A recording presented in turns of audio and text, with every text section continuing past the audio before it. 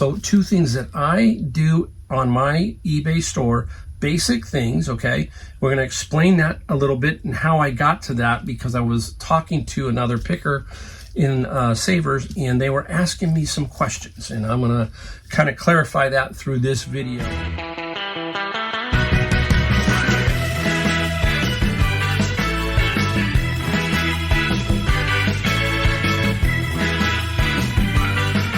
Welcome, Mike, the Golden State Picker, trying to do this video. You don't see all the cuts that I have to do because I'm just screwing up the intro. But anyhow, we're in the garage. We're going to show you some stuff we found. We're going to talk about items that I found, and how if you're not careful, you could miss something that will cause you to lose some money. Okay, so we got to stay tuned for that. I'll explain that in a second. And we're going to talk about the topic of this video in a second. Also, 2 things that I do on my eBay store, basic things, okay? We're going to explain that a little bit and how I got to that, because I was talking to another picker in Savers and they were asking me some questions, and I'm going to kind of clarify that through this video and let you know what my opinion is of those. We've got an article pertaining to one of those also. Things are changing out there all the time, right? That's one thing as resellers and business people, not just resellers, that we do. We have to kind of keep up on everything out there in the business world so that we know what is going on. Is it going to help us, hurt us? Do we have to make a change? All that kind of stuff. So we got to keep that in mind as we are going along.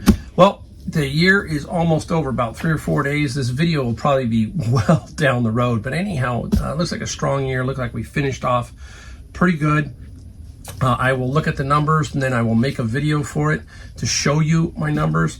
That's another topic, another video, but I always show them at the end of the year, generally to give you an idea of what's going on, and make sure that you see what I can do in a 2-car garage and what you can do, again, in certain areas. I'm not here to say this is going to happen everywhere in this country. Remember, I'm in Silicon Valley, San Jose. Very lucrative, a lot of flea markets, garage sales, thrift stores, you name it, it's here. So these numbers that I do they're going to be there for you down the road to take and to just extrapolate a little bit of stuff from. But remember, I am in a very lucrative area. It's different all across this country. I completely understand. I'm not here to trick you, fool you, sell you snake oil or anything like that. All right, hey, so right off the bat, I was in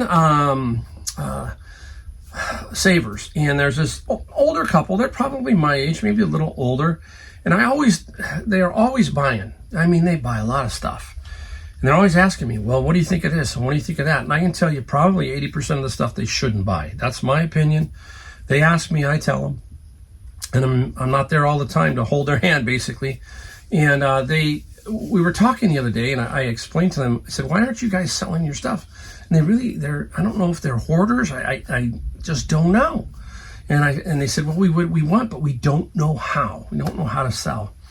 And so right there in the store, I said, let's take a look at your app. Let's talk about eBay a little bit, and I'll kind of list an item for you just to help you. And I took them through the process of listing on the phone. And then I was just talking to them about not being afraid to take a step. I said, hey, why don't you try to find 2 or 3 of your really good items and put them up and see what happens. And if you need help, bring the item to the store. I'll go help you get the box right behind Joanna's Fabrics, all that kind of stuff. I'll make sure it gets shipped out for you and, give you your first little feel. And so we were talking, and they were saying, well, we don't know all the settings and everything. I said, look, I won't use their names, but anyhow, I explained to them, I said, you guys got my phone number. Text me and say, hey, what do I do? What should I do here? If you have a question, I'll help you out. But 2 of the questions they had, they go, well, what about returns? What about another thing? And basically, we'll talk about returns in a second, but they said the other thing they were interested in is, well, how much time do I have to get it out? Bingo. There you go. Okay, so if you're new, in my opinion, this is my opinion, if you're new, I would set my handling time to 3 business days. You do not want to set it any shorter, like 1 business day. I know that eBay offers 1 business day, you can get 10% off your fees or something. That to me, I'm not into that game, okay? That's another eBay promotional type scam whatever, okay? Just not interested in that. It is too risky for me. I want to have 3-day handling. I use that to my advantage, especially on the weekends. I will ship within 1 day. Okay, if I can, I will. 2 days max. 3 days if I'm really struggling to find something. And that's why you're setting your handling time for those extra days. If it's a holiday like a Monday and you sell on a Saturday, you're going to get more time. You're obviously going to want to ship them as soon as possible, but it gives you a buffer so you don't have a problem. I use it on vacation and time away so that I have the extra time. If you set it for 1 day and you say you're going to be back on the 19th, then you've got to ship that thing the next day. And if you have a ton of orders, you're in trouble. So you can set your handling many different ways, but one thing to do is always, for me, is I keep it at a 3-day handling. So I told them that. I said, so that's what you do for that particular thing. And then they said, well, what about returns? I said, look, when it comes to eBay and Amazon, returns are going to happen. Okay, you don't want them to happen, but I set my handling, I set my thing for no returns. Okay, now some people set theirs for returns. So whatever you want to do, I'm giving you my settings and my philosophy, my thinking. I'm not in the business of giving free returns and all that stuff and opening the door potentially to people basically using that over and over and over again. Now, I know that it probably doesn't happen as much as I think. No returns doesn't mean they can't return it, okay? If the item is damaged, okay, they can hit item damaged and you're going to have to take that return back. It doesn't mean that you get to ship junk and they have to take it. It doesn't work that way. It is there basically for the person who has made a purchase and all of a sudden says, no, I don't want it. Well, you can either work with them, okay, and say you're going to have to pay return shipping or both ways shipping, because if they return it, if they want to return it and it's $15 one way and $15 back, you're out $30, okay? Now, I know that if you take free returns, you can, I guess, offset and not accept the return. They have to pay for return shipping. But that's also asking for potentially a negative. Somebody could say, oh, you know what? This guy won't even take, there's all kinds of weird stuff. So I just set it for no returns. And that's for the person. Hey, bottom line is make a very careful decision when you purchase something online from someplace like eBay that is used, et cetera, et cetera. That is what you got to do. Now, if it's screwed up, something's wrong, something's shipped wrong, yeah, we get it. But if you're going to put up there and say, I don't like it, eBay will give me that window that says you can decline the return. And I will decline that return on, I'd say most of them, being straight up. But there are some where, hey, something's going on and I will accept the return. I'm not an ogre when it comes to that, but I'm also here to protect my profits. I can't, especially if you're not doing the numbers I'm doing and you're doing smaller numbers, you don't want that to happen where you're getting whacked. So that's where I set returns. Now, interesting article that just came out. Stories talking about, finally, free return policies are coming to an end, replaced by this other approach that could divide customers or consumers. It's on CNN. I've heard some other people talking about it. Basically, they're finally realizing these companies that they can't keep going this way. They've got to recover some of the return cost, and it's staggering. Okay, the number. So look at this. A year ago, basically 8% of all items were returned. 1 year later, 17%, over double. And that is causing an $816 billion return issue for all these companies, almost $1 trillion. How much in debt is our country? $33 trillion. Kind of give you an idea of how much this is affecting them. And I will say something here, and I might be wrong, but I'm going to say it anyhow. This is like, and this is probably a poor analogy, but it's like the drug dealer. They get you hooked with the free stuff, right? Here, try this out, try this out, try this out. And then all of a sudden, they wipe out everybody else, right? Everybody else gets wiped out. All the brick and mortars, and there's a few big guys, the Walmart, the Amazon, the Wayfair, a few of these left over here, right? And then all of a sudden, they all start to say, you know what, we're losing money, we're doing free returns, but let's flip the switch. No more. Now we start out very small. They're going to start out, Amazon's doing $1 if you can't take it to a Kohl's or another partner besides UPS, that kind of thing. They're going to charge you $1. But if they're taking in millions and millions of packages, $1 times that, it's a lot of money. But it's just the start. They're just starting here. Pretty soon it's going to trickle more and more, and you're going to be locked in. That's how they do it. Pretty soon you won't have many places to go to take free returns because all the brick and mortars are shut down. So if you need that item and you're going to, so you get what I'm coming at, hopefully, that they are trying to recoup some of this cost, but what's it going to look like 5 years from now? That's the key. It's kind of like when the government says, hey, we're going to instate a 1/4 sales tax for 6 months or a year. And all of a sudden, everybody's quiet, and then they finagle it to where it becomes permanent. I'm just giving you all these weird things about how this all works. They give you a little taste of all this free, then they slowly say, okay, it's $1, now it's $2, and I don't know. But for us, that's a good thing, because now people are realizing that not everything's a free return, because that's what happens to us. They think we're like Amazon sometimes, that we just take it back, and we're not. We're completely different. So in a way that might help us, who knows? We will have to see how that all shakes out in the future. But there you go. 2 settings that I do, 3-day handling and no returns, and my thinking on it. And there you go. Just remember, when you're starting out, like I explained to them, start slow, get a few really good items and try and see what happens, ship them, and then you can build from there. Don't try to go whole hog too much, and then you get inundated and you get all screwed up. That's my talk of the day about that. Now, let's talk about something where I found a lot of science fiction type books. You're going to see this one in a second. Paperbacks. You've seen me get them before. Got a huge lot of over 200 of them. They can be a real troublesome thing because there's 200 of them, number one. And inside of those type things can be some gems. And how do you know what is a gem and what isn't?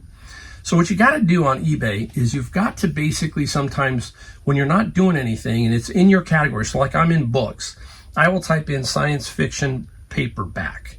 Boom. Then I will look and search for solds and then highest. And I will scroll down and look to see, so my mind is picking up what some of these are. Okay, what books might imprint into my head, what authors, all that kind of stuff. So that's how I learn what I'm looking for in paperbacks. Now, covers can tell you a lot. A cover could be very cool. This is just an average color. I'll tell you who the author is in a second. So keep that in mind. So we're looking for authors and so forth. Now, this is the magazine that I have. I found this before, so I'm kind of, my mind is basically attuned to this. It's called Fantasy and Science Fiction Magazine, okay? Now, there's a huge lot of this too. So I got 200 plus paperbacks and about 150 of these, okay? Wow, what a nightmare. And I know what I was looking for in here because I had looked for them before. But if you're new, you've got to do the search like I just talked about. You would type in fantasy and science fiction. Don't type in lot, because lot will then just show you the lots. Just type that in, then hit sold highest. And you're going to see if one of the potential magazines you have is worth some money. Now, these two are. And why? I'm going to explain. Stephen King. Okay? Now, Stephen King, these are both, one's 1981, one's 1984. He's been around for a while. But he wrote a couple of short stories inside this particular magazine. And that's why they're worth some money. Now, I originally had one time 5 or 6 of his short stories, and they sold for about $250, $300. These are going to sell in the condition they're in. You can see they're in very good condition, between $35 and $50, I believe. Maybe a little more. I have to look. This one might be a little bit more. So we'll have to wait and see. But again, That's why you separate. So what I'm doing is I'm separating into years on these magazines, and then I can go quickly when I'm scrolling through the eBay sold. It says 1984. So I go to the pile of 1984 and I see if I have that magazine. That's how you do it. You've just got to create a system within a system to basically find the gems, okay? When it comes to the paperbacks, I look for the cool covers. I look for some titles of some authors, Asimov, Bradbury, A.E. Vaught. I mean, it's just different names. So you just got to kind of keep yourself attuned into all of those authors, okay? So that's how you do it. That's some of the stuff that I'm doing to try to show you how to not make a mistake or make some money off that. Basically, those book lots, one as a 200 paperback book lot should be about $300 to $400, pretty solid. These here are going to be, let's call it 100. Okay, there's 400 and a bunch of other stuff. So you can see it can really add up. It just requires a lot of organization. I did it. I don't know if you can see them, but basically right here down, they are all now boxed and pre-weighed and everything. So now I list. I don't have to worry about that. And it's stored. Look, there's 1, 2, 3, 4. I did 5 boxes here of lots. And now they're ready to go. Initially it takes a lot of work, but then it's done. Okay, so keep that in mind. All right, let's get into the things we sold. Interesting stuff. We sold a book really quick. Okay, I'm going to save that one. You're going to have to hang around for that. And we sold 1, 2, 3, 4, 5, 6, 7, 8, 9, about 10 items here for $747. Nice little run here. And let's get right down to it. Let's start off with that book I've been showing you. This was in the paperback lot. And this is A Song for Leia. Who is the author? George R.R. Martin. And that is Game of Thrones, right? I better get it right. Game of Thrones. So keep that in mind. That's why this book got pulled out. Not a tremendous amount of money, but $13 plus $7 shipping. Instead of putting it in a lot and probably averaging $2 to $3 a book, this one gets me $13. Okay, stick with the bin of books. We got a heavy, not heavy, about half bin of books. I got this one now. This one's rough. Okay, American Girl book sets can go for some good money. I can sell them on Amazon, but this one is in such rough condition. I just said, you know what? Amazon's pickier. You put this in as acceptable, it might sit around, or somebody might kick this back. But if you do it on eBay, at least you can show all the photos and all that kind of stuff. So this is Kirsten, and it didn't, again, not a great amount of money, but 15 plus 9. So they both came out of the same bin. So basically $28. We pay $100 for the bin, correct? $30. So we're a third of the way to paying for the bin. You're going to see another book here that will pay for more than that. Let's switch over to this. Last summer or summer before, I can't remember, we got lucky and we found a guy who was a beer distributor, and he had a bunch of beer taps, and we picked up a bunch of them for $5, like a whole mess of them. This is Gordon Beer Brewing Company. This has got a snow globe top. Look at this. If I can do it. See it? Little snow globe top beer tap. Nice. I don't know why it took so long to sell, but it just did. And with this one we got, I think, what did we get? We got $40 plus $15 shipping. So that to me was a nice little find. I'll put that back there. I got room. And just keep your eye out for them. They're pretty cool. There are a lot of people who just collect everything. They take their beer taps and they have a bar, a man cave, and they put these little pegs and they just stack them on each other. It doesn't mean that they have that beer, but they want the tap and they collect them. Let's go right here. Let's stay with books. Again, not a lot of money here, but this is the NRA, and they made a little book set. Remember we talked about the great books, Harvard Classics. There's just so many of these, right? I kind of stay away from the Time Life. The Time Life ones, the cowboy one I'll try to sell sometimes. There are a few Time Life, but most of the Time Life, most of the National Geographics, all this stuff, I don't bother with any of those. And this is a 7-book set, and we sold the NRA just for $22 plus 11. So now we're at $50 right there, right? In trying to get my bin paid for. And why do we get the bin paid for? So the Amazon books are pretty much profit free. They are, right?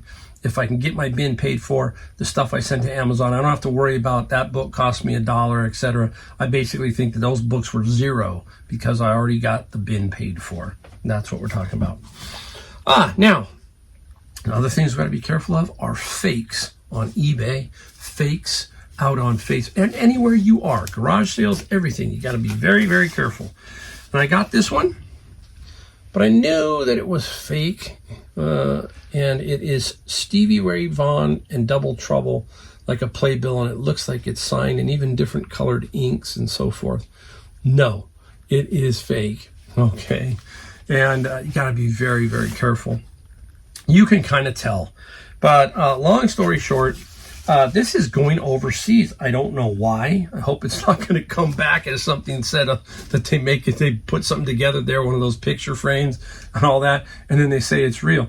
I don't know, but it is going overseas. And the Stevie Ray Vaughan sold for $56 plus $12 shipping. Oh, I was just thinking about that. I'm going, it's going overseas. Have you ever been to the Vegas and you've gone into Caesar's Palace, the Forum shops? There's a place in there that has some very cool stuff. Big posters, pieces of memorabilia from movies, from rock stars, albums, all signed. And you just wonder, it's like the prices are really expensive on some of them. So I know that type of stuff is died in some areas, but they put together some pretty interesting stuff. I think it's called Authentic something. I can't remember. But if you know the name of that place in the Forum shops in Vegas, put a shout out, put a comment down below. I love hearing comments. Here we go. Board game. I don't think this is my friend's locker. I think this is Savers. I didn't make a lot off this one. Now, this is not the original. It's funny. There's a first edition books, and then there's the same thing here with these games. And this is Axis and Allies. This is brand new sealed. Took a while to sell. And not a lot of money. I think I probably paid $5 or $6 for it. And Axis and Allies, $36 plus free shipping. But if you're going to pay $5 or $6, you take it, you'll make some money. Again, any money at the end of the year, it all adds up, and you've got a big number at the end of the year if you keep doing it right. Okay, we're going to save this one for last. Let's go right here. Now, repeat buyers. You need those also, and this is a repeat buyer. He already bought a couple of these planes. Here they are. This is what it is. It's in the box. I'm not going to take it out. It's probably one of my worst purchases of the year. I paid $13. Okay, it's still on there. I got to pull that tag off of that one. Got them at Goodwill, and I'm pretty sure I got it at Senior Tuesday. So about $11 each. I thought they would sell better, and they just didn't. So basically, this gentleman has bought several. He bought about 2 or 3, but he bought 3 of these. He paid $36, $32, and $33. That's a C-130. Here is an F-14. And then this one was the other one is a P-38. I don't think I have a picture of it, but a P-38. So 3 planes, they'll all be up here. So basically $100. And then he messaged me, he says, will you combine shipping? Yes, I will. Sometimes eBay doesn't combine for some reason. I have it tripped on my eBay, just won't do it. So I will just refund him the difference on these 3 nice planes. Now, I got one that's already boxed, okay? This was a lot that I had boxed. I'm going to put it up here. It's military uniform books. Very interesting, small little books about this big. They are by Blandford, and you'll see it. I'll try to leave it up here. And you can lot them together and make a few dollars. The military books sold for $32 plus 9. So we are really almost 1 bin right there. That's 1 bin. And I still get more. A lot of times I get a lot more, just like I got a lot of those paperbacks and all that kind of stuff. So it does, I can really build up when I find the right type bin. Let's go to this one, and then we'll get to the big one. Here we go. Anytime you see this, pick these up if they're $5 or $10, I don't care. This is a med massager, and it goes all the way up to number 11. What movie is famous for saying it goes up to number 11? Quick, everybody's thinking about it. Spinal Tap. Remember his amplifier? But this is a med foot massager, and Sulfur. Finally, I got $50 offers. This must have been the biggest $50 offer thing that I've ever gotten. Just kept hitting. I finally got it sold. 82 plus 25. That's the other thing as a newbie. You got to be somewhat patient. Don't rush into letting some of this stuff go because you see a number there. When it is truly worth some dollars, hang in there. It's going to eventually sell. So that's what I do. I don't panic. I don't rush it too much. And it finally sold. Yeah, you have to deal with a lot of people who are lowballing you, but you just keep focused. Now, I got this one. I'm going to show you how thick this book is. I don't know how you read this book. Okay? I'm going to show you. Here it is. It's wrapped in plastic because I put it in plastic. Adolfo Bioy Caceres Borges. I think he's Argentinian. Okay? There was one comp for this book, and that comp was $400. And I'm like, you got to be kidding, right? $400. That's sometimes you just look at it and you go, okay. Well, a lady texted me a message and said, hey, look, I'm doing my PhD. Things are tight. Money's tight. Oh, man, you know, we hear this, right? You have to kind of read it. That's all you can do. I'm not here to be super greedy. This is still, you know, I want to get my fair value for it. So she said, would you take 300? I said, I'll take 350. I said, you know, I got to at least get 350 because that's what I think it's going to sell for pretty well. Easy. She was the first in, and so she bought it for $350. So it's nothing unique and new that like a book sold for $350, but books can really sell for some good money. You know, you just don't know. The reason it tripped my imagination or my mind was how thick it was, right? You know, that's kind of interesting. I did scan it. If I think about it, I will try and scan it, and I will try and put the scan up here on Amazon. Amazon is, what these can be a little tricky because I think there was a bunch of FBM sites, and I'm going to show you the FBM site. I don't think it was nearly what I got for this. So it's really kind of strange that it sold for that, I think, on eBay. But you can get a high pricing error at Amazon, and then you have to call for it back because it's just not, you know, it might not just sell because they keep dinging you for a high pricing error, even though the book would sell for that. And then you have to worry about them handling it and then damaging it. So you got to keep that in mind. So this was definitely, I just said I'm going to go with eBay instead of Amazon on that one. All right. That's it. There you go. Hopefully you got a couple of things out of the video as always. Really appreciate it again. I love doing them. I love helping people out. I love you to see how I am operating. That's what it's about.